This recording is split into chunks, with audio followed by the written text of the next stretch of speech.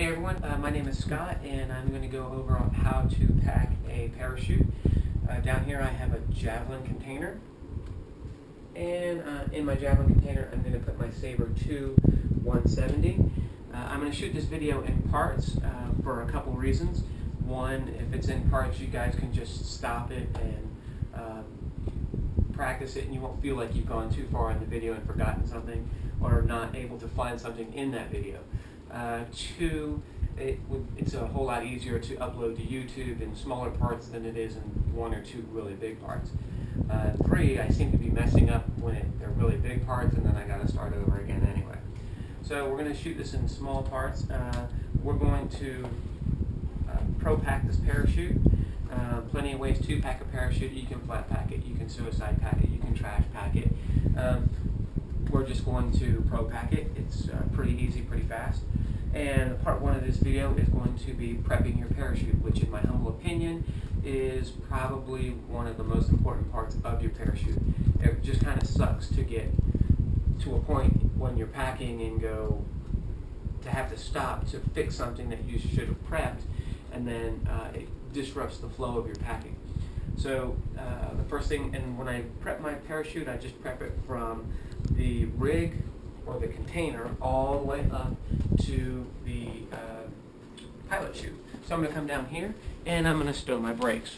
Now they should already be stowed from walking off the drop zone, but sometimes they're not. So I'm going to go ahead and pull my brake until this fabric fisheye or this fabric loop is through or below this metal ring. Then I'm going to take the top portion of my brake handle, and it's tabbed right up here, and it's also tabbed down on the bottom there. And I'm going to take this tab and push it through that fisheye. I'm then going to put this little tab into this upper keeper, and then I'm going to take this lower tab and put it into this lower keeper. And then I flip my riser over and I have an elastic band that's built into it, and I just fold my excess brake in half. I squeeze that band to get some room to push this through, and then I just kind of even it out so the same distance is on the top as is on the bottom. And I would go ahead and do that to this other side here, but it's already done. Alright, and then I'm going to walk over here to my slider, which my slider has been collapsed, so I'm just going to elongate it. And by doing so, I just take this tab here off of this piece of string and push it in through that channel and pull it. And I do the same thing on the other side.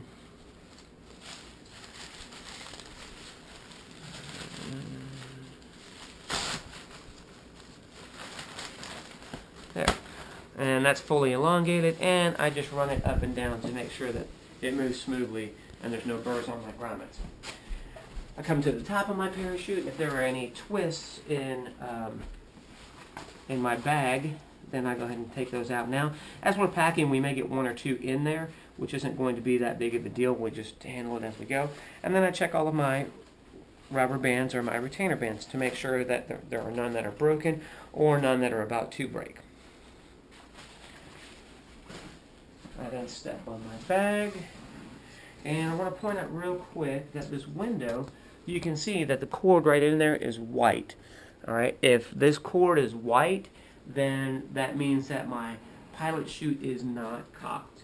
After we cock it, it's going to be any other color than white. This one happens to be green, but it might be red on your parachute, or it might be purple or blue or whatever your manufacturer has that day.